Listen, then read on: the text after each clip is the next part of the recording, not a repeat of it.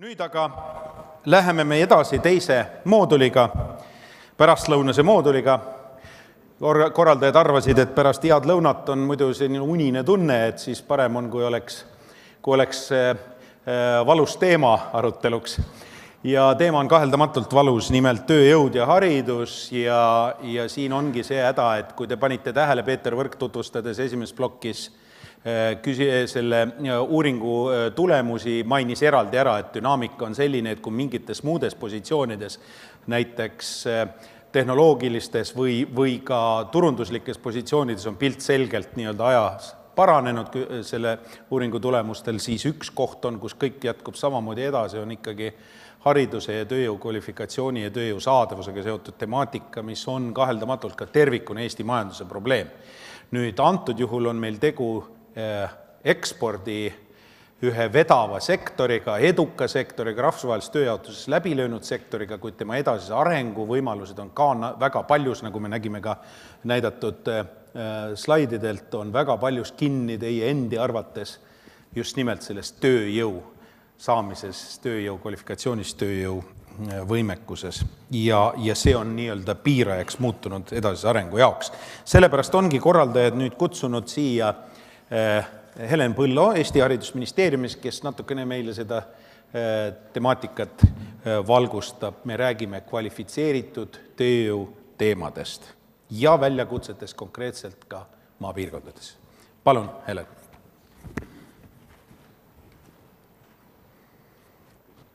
Pult on siin, aitäh. Ma peaksin olema teile kostaga vist nii, kui ma ringile riigun. Et kõigepealt ma tahtsin öelda suur aitäh, et te mind siia kutsusite.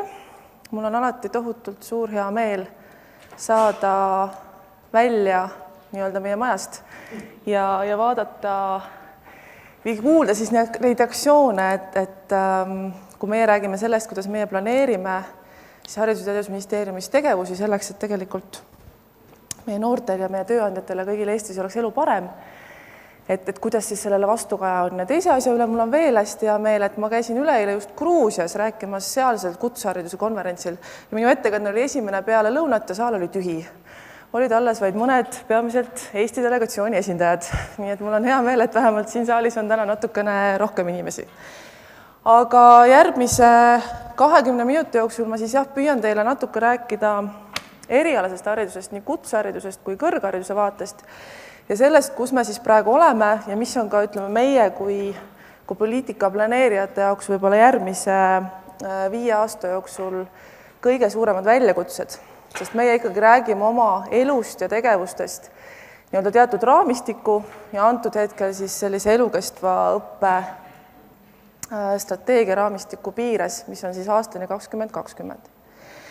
Ja lihtsalt nagu korraks selle taustaloomise kontekstist, et ma arvan, et hästi paljud teist kindlasti teavad, palju meil on täna kõrgkoole või palju meil on kutsekoole. Et laias laastus meil on Eestis täna 40 ringis kutseõppeasutusi ja 24 ringis neid koole, kes annavad kõrgharidust. Ja ma arvan, et hästi palju diskussioon on endiselt selle ümber, et kuidas seda võrk kujundada või kas seda on palju või vähe. Aga ma arvan, et meeldetuletuseks tasub öelda, et aastal 2000 oli meil 50 kõrgkooli ja 90. keskel oli meil 90 kutseõppeasutust. Nii et tegelikult sellist koondamist me oleme teinud hästi kõvasti ja mitte ainult koolide koondamist, ka nende sees erialade koondamist.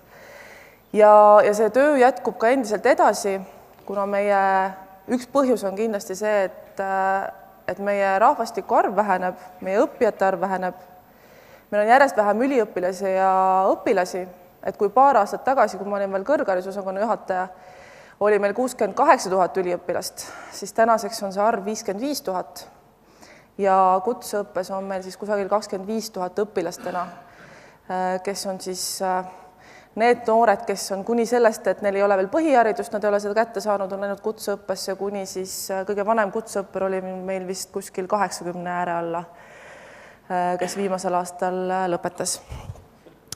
Nii et tegelikult see nii-öelda proportsioon on täna siis selline, et meil on üliõpilasi umbes 2 korda rohkem kui kutsehariduses õppivaid õppureid, aga üliõpilaste arv langeb täna hetkel veel kiiremini. Ja õppekavasid on kuskil meil 700-800 mõlemas valdkonnas, nii kutse- ja kõrghariduses. Ja siin ma arvan, et on üks hästi oluline koht tuleviku vaates vaadata tõepoolest seda, et mida me siis õpetame kutsehariduses ja mida kõrghariduses, sest mulle tundub, et tihtipeale me kipume asju kirjutama üle ja kipume asju kirjutama kõrgemale, kui seda võib-olla tegelikult oleks mõistlik teha. Et selline Eesti usk ja eestlase usk kõrgharidusse on kindlasti tugevam siiamaani olnud kui eestlase usk kutseharidusse, kui väga karmilt võib niimoodi välja öelda. Ja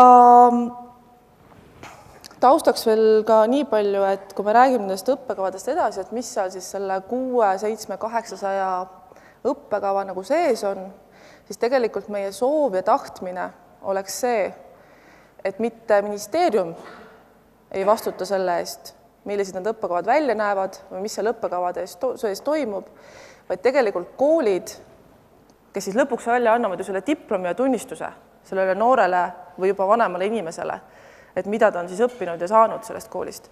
Vaid koolid vastutaks üha enam ka päriselt selle eest, mis seal õppekavas kirjas on. Sest täna on meil näiteks kutseõppes ju olemas ka riiklikud õppekavad, aga täitsa mõte on selles, et tegelikult nendest riiklikest õppekavadest võiks tuleviku mõttes loobuda. Ja kui meil on ees kutsestandardid, mis peaksid selle nii-öelda erialase oskuste pagasi ette andma, et siis võiks olla nii-öelda õppeasutusel väga hea plaan jälgida seda kutsestandardit, lõpus läheb õpilane kutseeksamile ja selles mõttes see õppekava kui paber või mingisugune riiklik dokument omaks järjest vähem sellist tähtsust. Järjest rohkem peaksid aga koolid suutma kaasata sellesse protsessi väliseid partnereid, sest on räägitud ka aastaid, et kuidas tööandjad saavad näiteks panustada millise infoga sellesse õppekava tegemisse. Ja siin on see, ma arvan, palve või ka soovitus see, et see ei saa olla ühepoolne, et see peab olema hästi nagu kahepoolne liikuv süsteem, selleks, et tegelikult sellest midagi nagu mõistlikku välja tuleks. Ja kõige lõpuks, mida me täna nagu väga palju ka ministeeriumis oleme mõelnud, on see, et kuidas siis ehitada üles seda nii-öelda outcome'i või selle tulemuse hindamist. Et kes siis ütleb meile täna, et see haridus on hea või halb? Et kas on see isik, kes hindab selle ära, et ta on rahul sellega, et mis ta on saanud ja see haridus on pakkunud talle võimaluse elus pärast edukalt toime tulla? Või on see siis tööandja, kes siis annab hinnangu sellele, et kui 5 aasta eest tuli koolist välja selline lõpetaja ja 10 aasta eest selline lõpetaja, täna selline lõpetaja, et mis siis seal muutunud on, kas asi on läinud halvemaks või paremaks ja kui palju on sellel koolil teha, selleks siis see noor või juba vanem inimene oleks tööturul edukam. Et nende erinevate andmete kokkupanemine on väga keeruline protsess, aga me peame kuidagi paremini, ma arvan, tulemikus hakkama ka riigipoolselt tekitama seda vaadet, seda väljundi vaadet. Et täna me hästi palju mõõdame seda, et palju läheb kuhu, palju katkestab, palju kukub ühte või teise kohta, aga et kuidas seda kvaliteeti mõõta ja väljundit muuta, sest täna muide üks väga huvitav asi, mis on välja tulnud erinevatest uuringutest, on see, et kui me teeme kõrghariduse vilistlusuuringut, mida me oleme teinud nüüd 4 korda ministeeriumi juhtimisel, küsitlenud siis 3-4 tuhandet vilistlast, kes on lõpetanud kõrghariduse, kuidas nemad on rahul kõrgharidusega ja kuidas nemad on rahul nende oskustega, mis neile anti ja kuidas nemad on rahul oma edukusega tööturul, siis valdavalt on rahulolu väga hea. Ja siis, kui ma käin erinevate tööandjatega rääkimas, siis tundub, et mingi plokk on nagu vahel puudu. Et siis on see rahulolu juba suhteliselt keskmine, kohati väga kriitiline, kohati ka hea, aga ütleme, see rahulolu varieerub palju rohkem kui see, kui inimese, kui lõpetaja enda käest küsida, et kuidas ta tunneb, et ta selle haridusega Eesti Vabariigis hakkama saab, mis talle pakutud on. Siis ma lihtsalt panin teile siia veel näitlikkuseks ette mõned märksõnad, et mis asjad on need, mida me riigi poolt pidevalt jälgime, monitoorime ja mille põhjalt me tegevusi planeerime. Aga ma arvan, et täna üks meie suuremaid väljakutseid on see, et kui me võtame teatud earühma inimesi, 25–64, siis meil on 30% inimesi, kellel ei ole mitte mingisugust erialast haridust. Mitte mingisugust formaalset erialast haridust. Nad on kindlasti, osa neist on läbinud kutseeksami, õppinud töökohal, saanud kuidagi teistmoodi oma hariduse kätte, aga nad ei ole lõpetanud ei kutsekooli ega nad ei ole lõpetanud mitte ühtegi kõrgkooli. 30%. Ehk siis täna on see kindlasti üks sihtrühm, kellega me peame eraldi tegelema täiskasvanute koolituse raames ja tegelema ka hästi palju koostöös tööandjatega, et nad üles leida ja neile pakkuda parimat võimalust siis ennast arendada. Et nagu ma ütlen, seal sees on kindlasti päris palju inimesi, kes tegelikult saavad täna töö juures hakkama, aga minu väide on ka see, et kui seal ei ole teatud formaalset haridust all, siis töökohal edasi liikumine on juba oluliselt keerulisem või keerulisemate operatsiooniprotsesside tegemine on nagu oluliselt keerulisem. Ja see, kuhu nad kaovad ja miks nad kaovad ära väga erinevatel põhjustel ja väga erineval ajal. Et meil on endiselt hulk inimesi, kes tegelikult küll pidevalt vähenev hulk, aga ma arvan, et Eesti kontekstis arvestatav hulk inimesi, kes ei lõpeta põhikooli, kes ei lõpeta gümnaasiumi, kes ei lõpeta kutsekat või kes ei lõpeta kõrgharidust. Ja üks muidugi väga huvitavam probleem, miks nad ei lõpeta, on see, et nad lähevad tööle ära. Et mida ma olen alati nagu kõikidele tööandjatele püüdnud südamele panna, et kui te võtate endale, kui mina tööandjana, kellel mul on oma meeskond ja kes võtab tööle, et kui ma võtan tööle noore inimesi, kelle puhul ma tean, et ta käib koolis, et ma siis vähemalt püüan nagu toetada omalt poolt seda, et ta saaks selle kooli lõpetatud ühel või teisel viisil. Ja nüüd tulles siis selle regionaalsete väljakutsete juurde, siis ausalt öeldes, kui ma enda jaoks need slaidid nagu lasin teha, et palju meil siis täna on noori erinevates Eesti piirkondades ja kus nad paiknevad ja panin sinna kõrvale meie koolivõrgu ja meie õpetatavate erialade arvu, siis kui ma võtan siit näiteks võtame Viljandimaa, kus meil on 15-aastase noori, need on siis need, kes lõpetavad kohe varsti põhikooli, on 481 terve Viljandimaa peale. Ja sealt siis peaks jätkuma noori nii gümnaasiumisse, kui ütleme, kui me vaatame seda, et millised ettevõtted on Viljandimaal, siis nähtavasti väga-väga paljudele erinevatele õppekavadele, kui tahta, et nad püsiksid seal kusagil oma piirkonnas. Siis tegelikult meil on siin 1 kooli jagu lapsi, on ju. Mitte 10 kooli jagu lapsi. Meil on siin paari õppekava jagu lapsi, aga mitte 50 õppekava jagu lapsi. Oluliselt tullemaks läheb asi veel, kui minna Valga Võrumaale või Hiiumaale, kus on ka tööandjad. Et enamus meie noori täna elab Harjumaal ja Tartumaal ja osati ka veel Ida-Virumaal, kus see kõige kiiremini väheneb see noorte arv. Enamus tööjõuturust on täna juba 60% koondunud samuti Harjumaale. Ehk siis tegelikult me oleme olukorras, kus meie oleme küsimuse ees, et kuidas me saame koolivõrku ja erialade võrku, sest koolivõrk on üks asi ja teine on see erialade valik, et mis seal koolitatakse, teha nii, et me tegelikult suudaksime jätta ka mingisugused valikud noorte jaoks piirkonda. Sest olgem ausad, kui sa lähed Saaremaal kutsekooli, kus sulle pakutakse 3 eriala, siis pigem lähed sealt kusagilt välja ja kuhugi mujale. Ja ega gümnaasiumi lõpetades ei ole asi nagu väga palju teistsugune. Ja kui vaadata nüüd lihtsalt korraks, et kuhu lähevad tegelikult põhikooli järgsed noored, siis kutsekooli läheb kõige väiksem protsent Harjumaal ja kõige suurem läheb tegelikult laias laastus just piirialadel, et näiteks Ida-Virumaal läheb peaaegu 40%. 40% on see riiklik eesmärk, mis peaks peale põhiharidust minema noori kutsekooli õppima.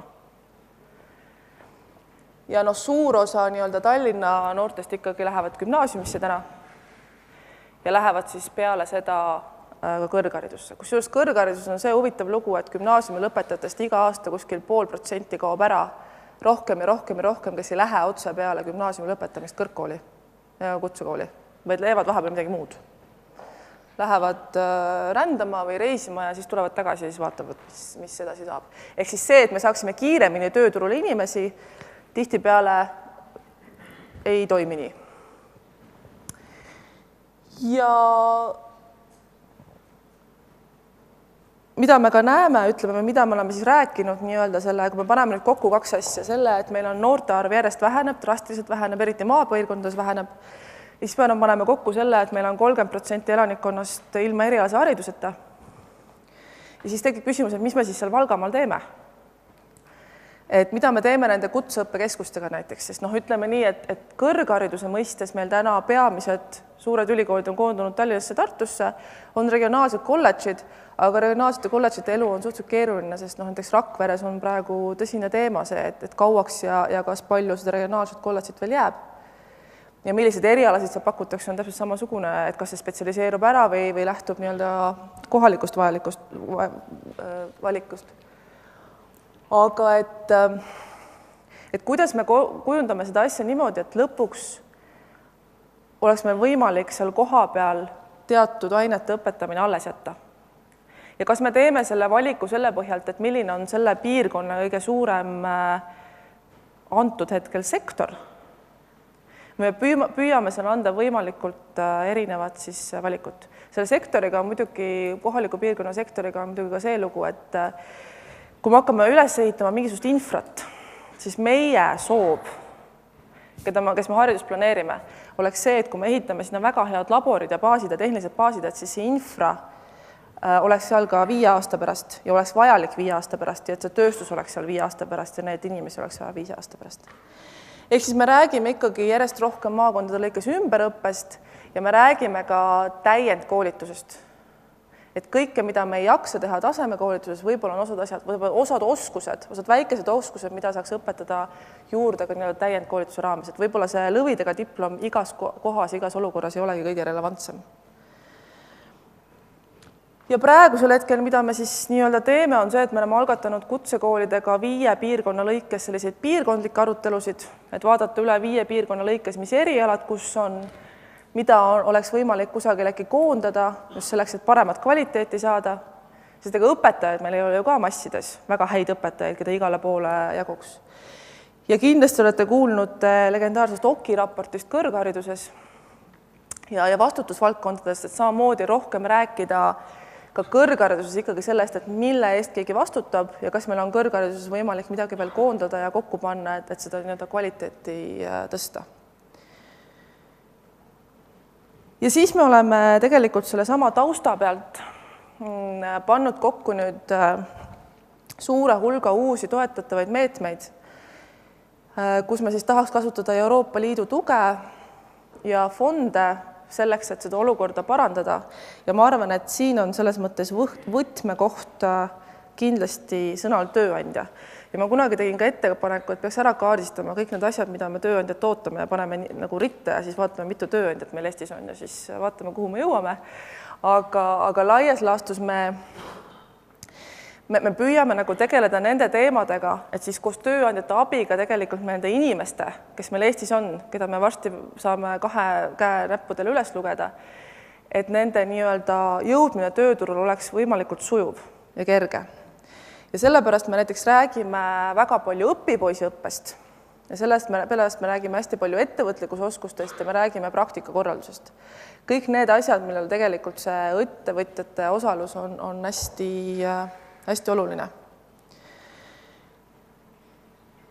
Ja ma arvan, et tegelikult see, kui ma olen ka erinevate ettevõtjatega käinud rääkimas sellest õpipoisiõppest, et mis tähendab siis seda, et tegelikult suurem osa õpingutest oleksid tööandja juures ja väiksem osa siis koolis.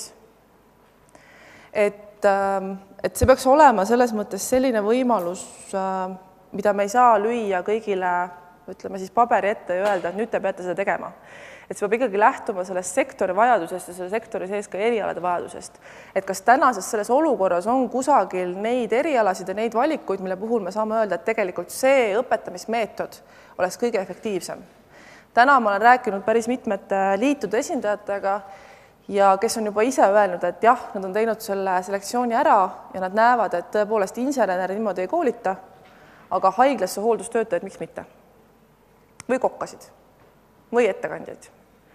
Et tegelikult võetakse koos siis kooliga see inimene õppesse vastu, tehakse võib-olla ka see selektsioon koos ära, vaadatakse juba nii-öelda sellele koos tööle saamisega seda, et kas see inimene sellele erialale sobib. Ja siis hakatakse nii-öelda koos siis kooliga vormima temast sellist kõigile sobivat ja tema enda ootustele ka vastavat töötajat.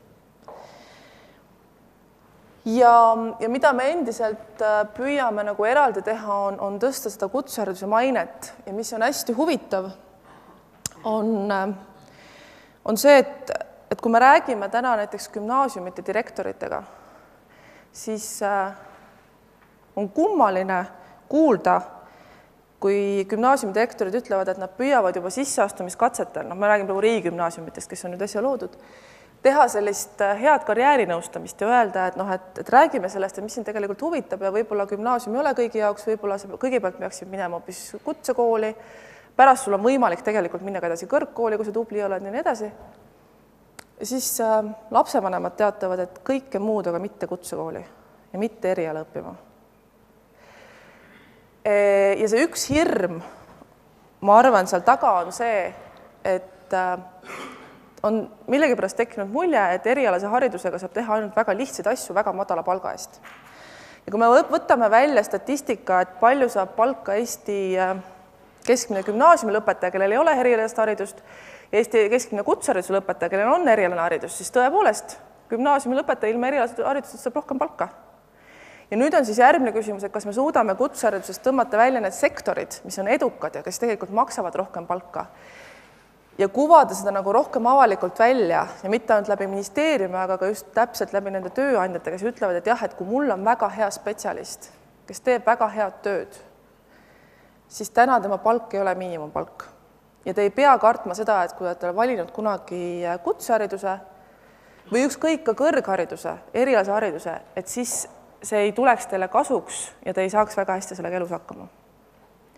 Aga selline, ma arvan, erinevate koolide ja ka selle, et kutsekoolist saaks kõrgkooli, et oleksid valmis kõrgkoolid tegelikult vastu võtma need inimesi, kes on saanud enne kutsehariduse, kutsekeskhariduse, et selliseid haridustasemete vahelisi liikumisi peaksime meie kindlasti ka oma poolt hästi palju ministeeriumist toetama ja soodustama ja sellest rääkima. Mul sai aeg otsa.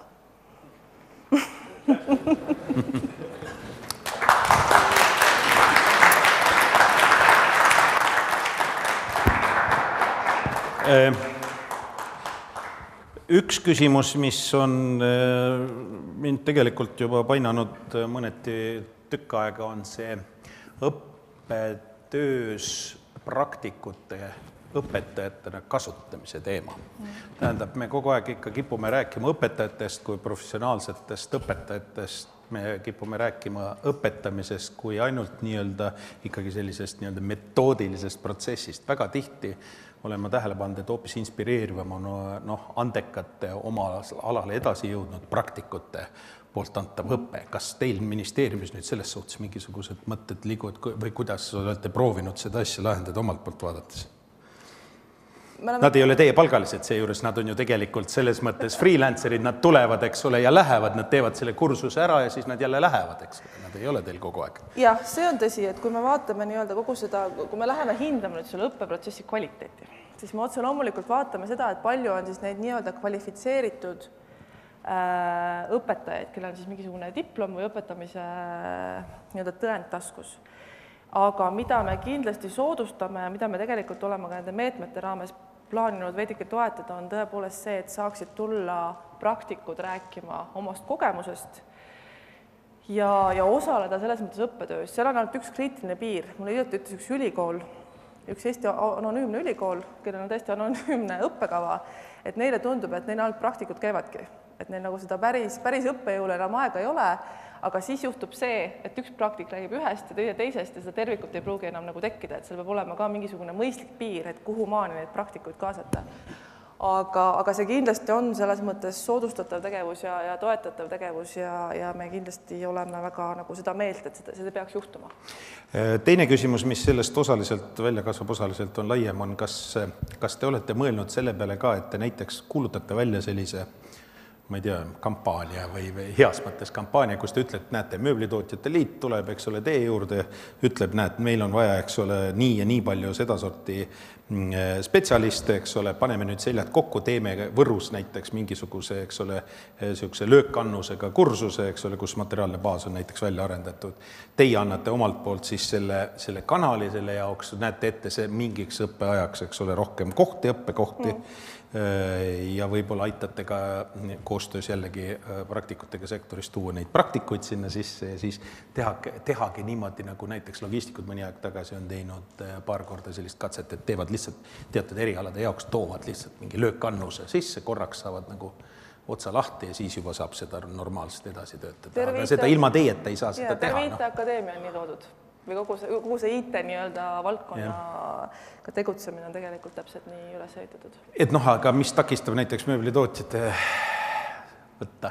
Tehke erialaliitudega, mul on selles suhtes natukene nagu, ma ei taha midagi halvasti öelda, aga mul on natukene nagu mure, et keskorganid tahavad suhelda keskorganitega, ehk siis ütleme ministeerium, valitsus tahab suhelda tööandjate keskliiduga. Tööandjate keskliit on tegelikult suhteliselt amorfne mitmetest erinevatest huvidest ja huvigruppidest kokku pandud ja hästi toimiv omamoodi ühendus, aga nüüd konkreetselt mööblitootjate probleemid on neil niivõrd-kuivõrd. See on ikkagi eelkõige siin saalis istujate tegijate, eks ole, mure rohkem. Et prooviks otse liitudega koostöös teha asju. See on väga hea, nii absoluutselt tulekski teha. See ainuke täna nagu võib-olla piirav asjaolu on see, et mind on üks. Liitusid on palju, aga ma arvan, et selline erinevate liitude ja tööandjatega suhtlemine ja koostöö tegemine ja ühiste kohtade otsimine ei ole kindlasti võõras ja me püüame ka seda tõesti teha. No siin istuvad mehed, eks ole, nad nüüd kohe homme hommikul, eks ole, tulevad uksest sisse ja pakuvad omalt poolt. Selge. On kokkulepe, kuulsite mehed, kuulsite? Homme hommikul, eks ole, ärge homme hommikul, ma pean siis oma kalendrit vaatama. Ja enne kalendri algust, jah. Ja teine asi, mis nagu ütleme niimoodi on võib-olla see, mida siin põgusalt juba rääkisid, on see, et kas me ei peaks vaatama seda propaganda poolt natukene, heas mõttes propaganda või populariseerimise poolt natuke teise nurga alt, eks ole. See on nagu suuresti jäetud kellegi teise asjaks, aga peaks seljad kokku panema. No lihtsamalt öeldes, no näiteks mööblitööstuses täna keskmine palk ei ole kõige madalam keskmine palk, eks ole. See on edukas ekspordisektor.